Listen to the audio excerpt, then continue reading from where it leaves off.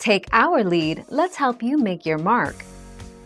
Our goal is your satisfaction. Let us show you the way. Step 1. Mix vinegar and water. To clean your coffee maker, begin by filling the reservoir with a mixture of half white distilled vinegar and half water. Step 2. Brew and soak. Position a filter in the basket, and turn the brewer on. Step 3. Finish cycle and clean.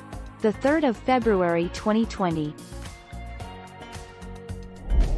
Thank you for watching. Please subscribe and hit the bell notification.